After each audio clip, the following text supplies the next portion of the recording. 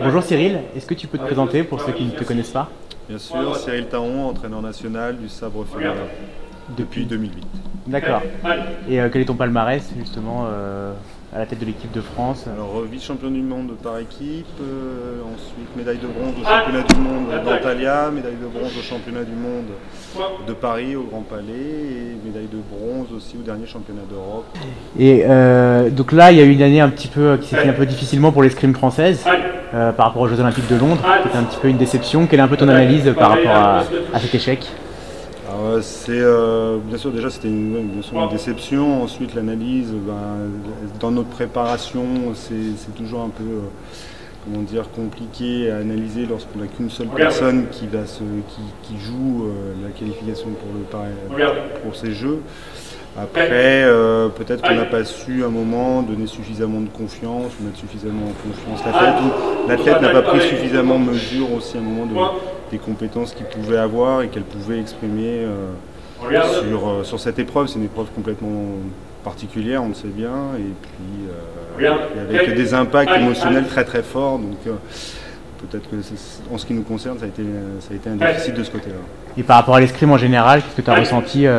Comment tu analyserais un peu tout ça? J'ai ressenti bien sûr beaucoup de tristesse. J'ai pas l'impression que, pour la plupart des armes, les entraîneurs se sont investis, les athlètes se sont investis de bout en bout.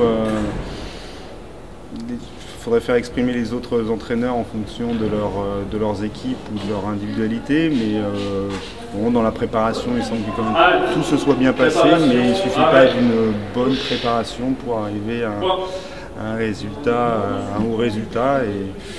Il y a plusieurs points, on peut parler des points physiques, des points technico-tactiques, des points psychiques qui ont forcément manqué de différentes façons en fonction des personnalités. Maintenant, il faut repartir, regarder ces points et repartir pour de nouvelles échéances. Justement, tu souhaites du changement ou plutôt de la continuité dans le travail de ce qui a pu être fait? Je ne veux surtout pas changer pour changer, mais il y a quand même besoin de changer certaines choses. Je ne veux pas simplement partir du principe de changer pour changer parce que ça s'est mal passé. Il y a eu forcément des choses qui ont été bien réalisées avant. Cette grosse contre-performance doit nous faire poser des questions, mais ne doit pas non plus tout remettre en question.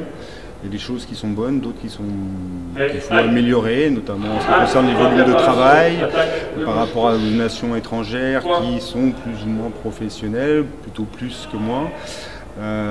Trouver quelque chose à la fois que le double crochet, qui est quand même quelque chose de spécifique à la France, puisse se faire dans de bonnes conditions et trouver quelque chose de compatible entre un volume de travail escrime et sport de haut niveau qui puisse à un moment être compatible avec des études et compatible aussi avec le niveau international et la concurrence internationale.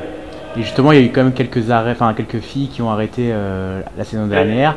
Est-ce que tu es confiant par rapport à l'avenir, à ton groupe? Ah oui, je suis très confiant. Mais déjà, je suis confiant dans le travail qu'elles peuvent fournir, dans le travail de l'investissement qu'elles peuvent donner.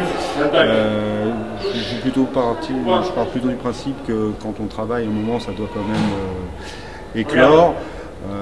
Maintenant, ça va peut-être demander un peu de temps, mais il n'y a aucune raison qu'on ne soit pas confiant dans l'avenir. Au contraire, avec le travail, avec les choses qu'on essaie de mettre en place, avec l'investissement des athlètes au quotidien, je ne vois pas pourquoi on ne pourrait pas de nouveau concurrencer les meilleures nations et redevenir l'une des meilleures nations.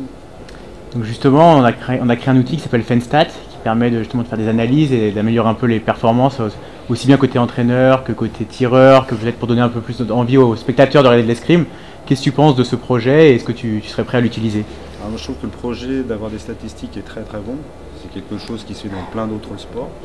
La difficulté parfois, c'est pour un entraîneur d'escrime de pouvoir tout gérer en même temps. Si c'est un outil qui facilite pour l'entraîneur la gestion de ça, il est forcément le bienvenu.